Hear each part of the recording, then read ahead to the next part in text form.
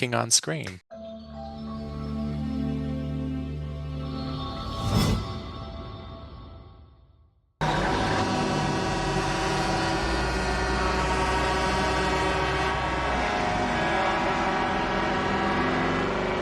King on screen. Oh, thank God for this one.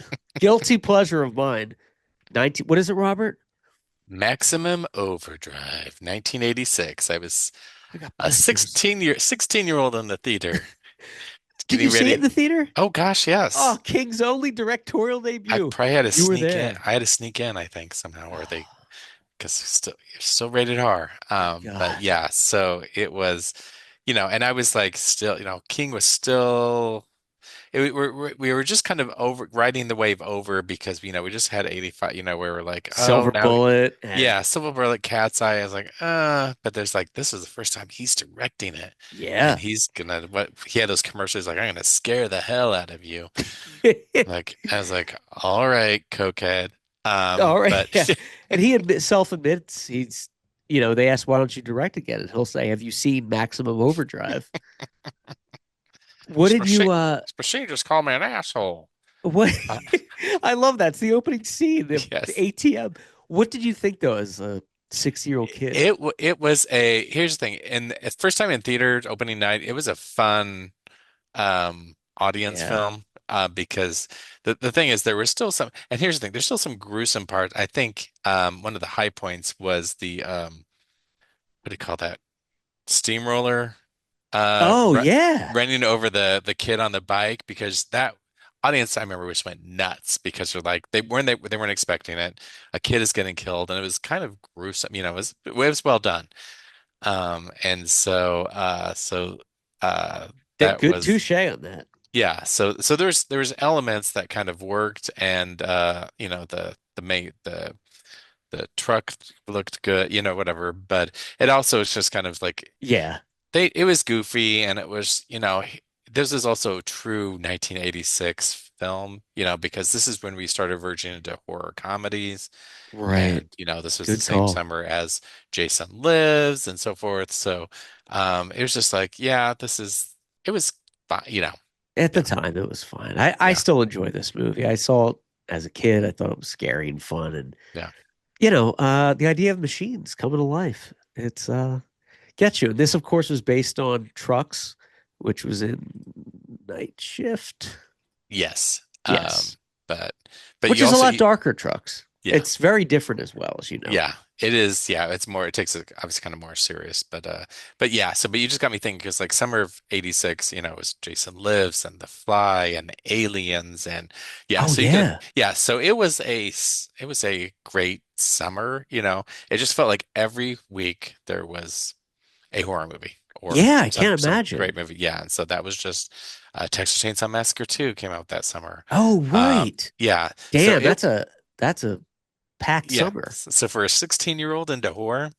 Ooh, July I 25th. This came out too, Yeah, right smack in the middle. yeah, I was ready, so Oh yeah. This came out, this only grossed 7 million on a 9 million budget. But you have to think some of that's allotted to such heavy competition. yeah, I mean it was I probably it wouldn't it's not a good fall movie. It might have done a little bit better in the spring, without Yeah. some less competition, but I'm sure it did well. And the thing is it actually it's not necessarily hold up, but people remember it, Oh, for sure. yeah, They remember the Green Goblin truck yeah. and yeah. I love Wanda June. Oh, The great. waitress. We made Made you. you. We And made also, you. I remember I was so excited to see her in JFK. She plays Oh one of yeah. the Yeah. actresses. Like she needs to do the Hollywood show if she's still around. So Oh, that would be we would great. love to talk to her. Is she still Um, around? I don't know. We It's should find out. Let's call her up. Yeah. Ellen McElduff. She is around. She's only 61. She can do it. Okay. Yeah. Is that all? That's it. Oh gosh, I Young. am old. I am old then. No, sir.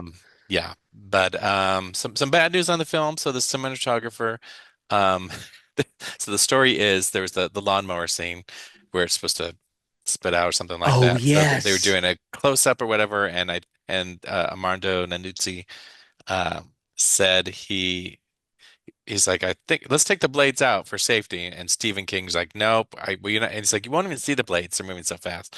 And so no, whatever. And there's some piece of wood or whatever right into the cinematographer's eye. Oh, End up yes. losing his eye. And as a cinematographer, I think they called it his seeing eye. You know what I mean? Like, No, that's your career and right so yeah, it there. was a career. So I know they settled out of court, but I was like, Stephen, Yeah. obviously, if you no, yeah. That would have Oh, that yeah, probably might happen today still, but at the time, that's very avoidable. I do remember reading about that. That is yeah, crazy. That poor guy. yeah. So, but cast-wise, so Emilio Estevez, King originally wanted Bruce Springsteen. Did he Uh, really? yes, The and I boss? and I think Was he Dino De even Laurentiis. acting? I don't know, but I could see that working. You know what I Yeah. mean? That I He could see was sweaty, the boss. and Like, he could yeah. probably, it wasn't a heavy lift that he needed to do here. And Pamela Yeah. Springsteen would be doing Sleepaway Camp 2 and 3 later. And so I was like, well, I don't see why not. But I think Good Dino De call. Laurentiis said no, and he wanted obviously Emilio Estevez or had some name recognition Right. And he to was that. So Brat Pack in his yeah, prime then, so so. but I also made it some other notable cast members. So Pat Hingle is probably best known for Commissioner Gordon and the Batman and Batman Returns and Forever and some Oh other yeah. movies. Yardley Smith, Probably who's my favorite character in this next to Emilio Estevez. She's just oh, so I great. She's Connie.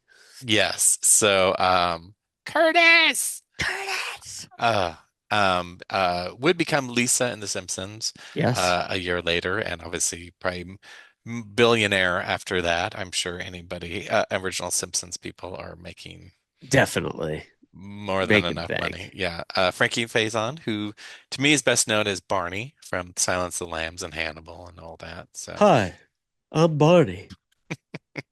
And The Wire as the and The commissioner. Wire. Yeah. So, yeah, Frankie, he shows up in quite a bit. So, Giancarlo Esposito is uncredited or unnamed. He's the video game guy in the beginning where it kind of goes Yeah. crazy and so forth. But, Funny that he's in that too. Breaking Bad. yeah. Who And they else was put in that that Holter had Graham, who he played the kid, but he showed up in Hairspray and some other John Waters films. Oh, right, So right, right, right. I thought he was a good kid actor, but he didn't really seem to go on to too much. But Yeah, no, I agree. That's a good point on that. I forgot he was in other but he had stuff. it was interesting cast for the you know what I mean? Yeah, That's what this is when if you have an ensemble, you really everybody has to kind of stand out, and I think that at least kind of worked in this aspect. But good call. Yeah, you know what I like about this movie too is the pacing is fine. Like they jump into things right away. It's a reason I call it a guilty pleasure. Is like, yeah, it's got a lot of faults, but they are giving you what you want. You're seeing yeah, machines kill people. It's crazy, and I'm not even it's going to up. mention the other remake of this Yeah. Well, yeah, work. this is a popcorn movie for sure. Yeah, true The popcorn Trucks movie. remake is not exciting at all. But No, the truck's remake well, at it's not. all. Yeah, It's no, not. it's just not. Yeah. So, but I'm glad that we both love this movie. yeah, Does it have a 4K release, Robert?